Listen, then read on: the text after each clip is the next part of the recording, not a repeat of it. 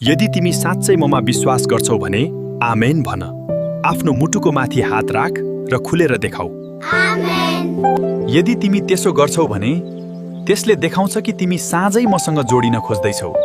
तिमी र मेरो सम्बन्ध अस्थायी मात्र होइन, यो स्थायी हो। म तिम्रो पीडा, तिम्रो खुसी, तिम्रा सङ्घर्षहरू, तिम्रो एक्लोपन र तिम्रो दुःख सबै जान्दछु। मलाई विश्वास गर मेरा बच्चा। I am always with you. You may have left me, but I have never left you. I will never let go of your hand. म सधैँ तिमीसँगै छु। तिमीले मलाई छोडेका हुन सक्छौ, तर मैले तिमीलाई कहिल्यै छोडेको छैन। म तिम्रो हात कहिल्यै छोड्ने छैन। मलाई थाहा छ कि एक दिन तिमी फर्केर मसँग आउनेछौ। ढिलो भए पनि पक्कै आउनेछौ। तिमी आशा गुमाउन सक्छौ, तर म गुमाउँदिन।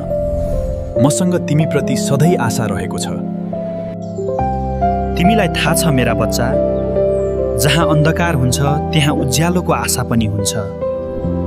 पीडा र दुःख अस्थायी हुन्, तर मैले तिमीलाई दिएको माया स्थायी छ। के तिमीलाई थाहा छैन? यसलाई बुझ्ने प्रयास गर। यो यात्राको एक अंश मात्र हो, जस्तै एउटा रेल। जब रेल प्लेटफर्ममा आइपुग्छ, तिमी धेरै नयाँ मानिसहरू भेट्छौ र धेरै सम्झनाहरू बनाउँछौ। राम्रो, नराम्रो, रमाइला, सबै। अन्त्यमा जब तिमी प्लेटफर्म छोड्छौ, तिमी केवल सम्झनाहरू लिएर जान्छौ र अरू सबै कुरा छोड्छौ। भरारी। Even your body, because your soul comes with me to heaven, where you start a new journey. आफ्नो शरीर समेत, किनकि तिम्रो आत्मा मसँग स्वर्गमा आउँछ, जहाँ तिमी नयाँ यात्रा सुरु गर्छौ। त्यसपछि तिमी मसँग मिलेर नयाँ यात्रा सुरु गर्नेछौ, जहाँ तिमीले केवल खुसी मात्र देख्नेछौ। तिमीले ती कुराहरू देख्नेछौ जसले तिमीलाई शान्ति दिन्छन्।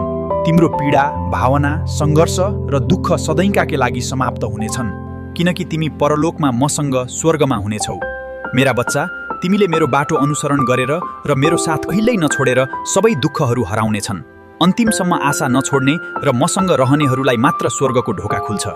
धेरै मानिसहरूले मलाई पछ्याउँछन्, तर थोरै मात्र साँच्चै विश्वास गरेर मेरो मार्गमा हिँड्छन्। को साँचो हो र को नकली हो म जान्दछु। म तिमीबारे सबै कुरा जान्दछु, किनकि मैले तिमीलाई सिर्जना गरेको हुँ।